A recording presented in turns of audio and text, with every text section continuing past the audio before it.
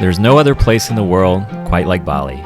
It's a beautiful, enchanting Indonesian island, with something for everyone, and a perfect paradise for a budget-friendly vacation. In this two-part series, we look at some of the more popular spots to check out and how to start your perfect getaway in Bali. Go! Most international travelers arrive to Bali through Ngurah Rai International Airport. It's located in Denpasar in the southern half of the island, and there's a 30-day visa on arrival program in place for tourists. There is the option to extend your visa for another 30 days at the immigration office, but it's incredibly time-consuming, so we suggest going with a visa extension service for a small premium to make your life easier. Outside the airport, there's an infinite number of drivers waiting to take passengers to their hotels. Like most of Indonesia, it's normal to negotiate on a fair price and get going. Balinese people are among some of the most kindest, friendliest, down-to-earth people in the world. They're incredibly spiritual, where the majority of the population practice Hinduism as the dominant religion. During our time in Bali, Tasha and I were lucky to be invited to attend a variety of ceremonies and traditional dances during the sacred Galungan holiday.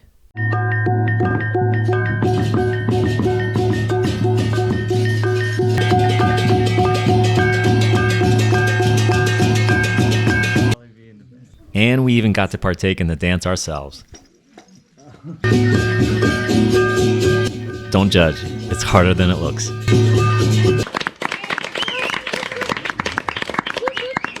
As part of their heritage, every morning, the Balinese also leave out intricate flower offerings on the ground as a form of gratitude and world peace.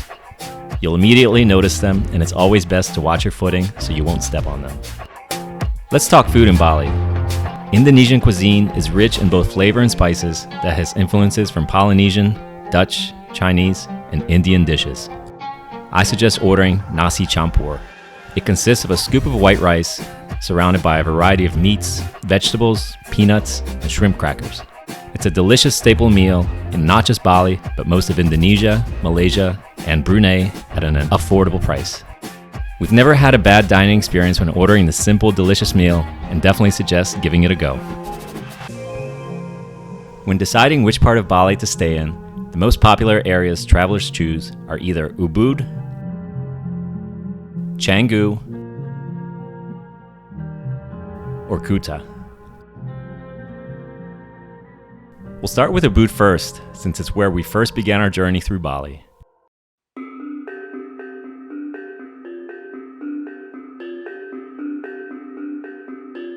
This town is a fast-growing, artisanal district catered to travelers looking to unwind in a wellness-centric retreat.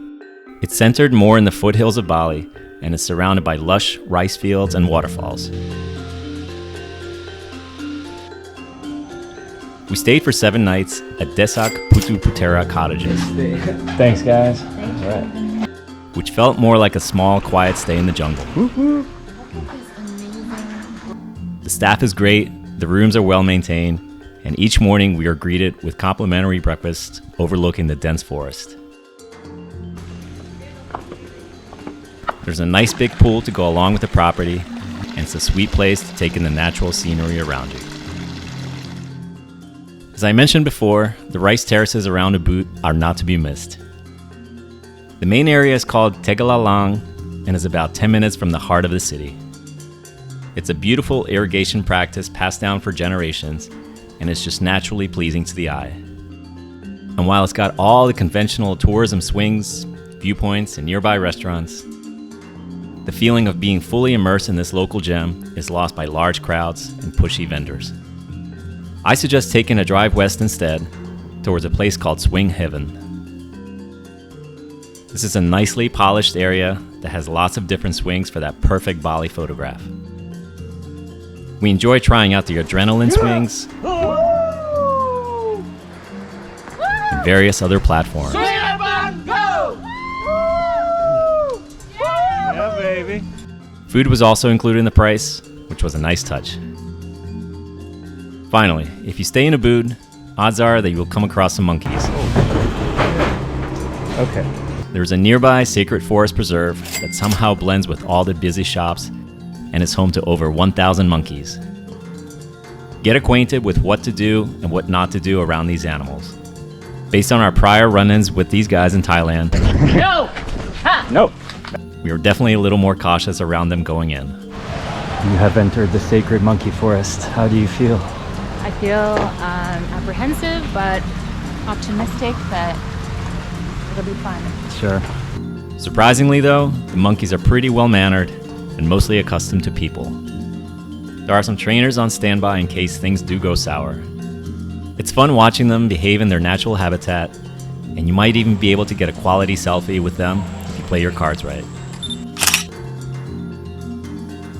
I don't recommend touching them or having them climb all over you for a simple photo op, as monkeypox is still relevant among other diseases you might catch. You've been warned. Canggu and most of Denpasar is the other popular district for travelers. This is mainly due to the amount of trendy beachside bars, luxury shopping, high-profile eateries, and street performances. As you might imagine, there's a high concentration of travelers and locals on the roads at any given time, so traffic here is pretty rough. There are endless amounts of nightclubs to dance your ass off, but the drinks, of course, come with a premium.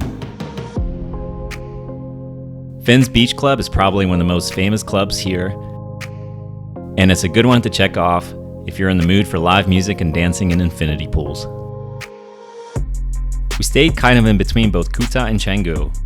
The place was called Meta Agara, and it was a nice apartment-style setting with a comfortable king-size bed, clean shower, and access to a shared kitchen to cook meals.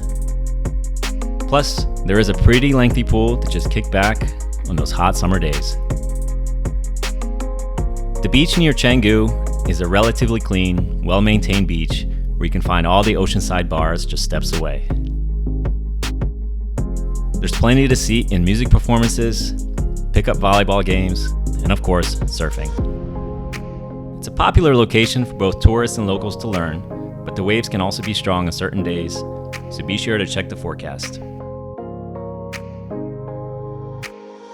For professional surfers though, Uluwatu would probably be a better suit. It's located about an hour's drive from Canggu on the most southern quarter of Bali. And while it's less developed than the former districts, there are a number of dramatic cliffsides worthy of seeing. It's got quite a surfing culture going for it, and some of the swells we watched from above were ginormous. There are some natural hidden beaches to discover during low tide, as well as a solid destination for sunset photography. The whole area is a big, rocky chunk of land worthy of exploring if you want to break from the hustle and bustle of the main tourist city of Bali.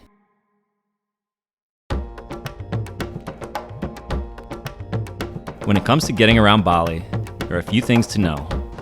Motorized scooters are widely available for rent, but I do have to stress that you must be completely comfortable with piloting them. Bali's roads can become extremely busy, and it's a good idea to familiarize yourself with the traffic patterns before hopping on for a joyride. You might hear a lot of honking, but that's not due out of road rage, but rather for other motorists to signal their intention to pass, turn, or just make their presence known. Keep your eyes on the road at all times. There is a lot of things to watch out for, and accidents unfortunately do happen. If you're unsure about renting a motorbike, Grab is a great app to download to your phone. It works just like Uber or Lyft, and is super reliable and mostly affordable for getting around Bali, if not for most of Southeast Asia.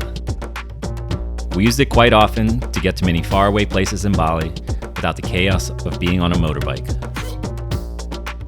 All of the drivers we experienced were friendly and respectful, and some were quite chatty and kind of a trip. 100, you know? Oh wow. Tip 150. You understand what I mean? Yeah.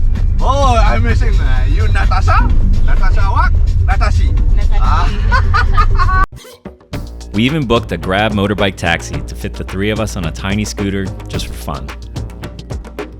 So this concludes part 1 of Discovering Bali.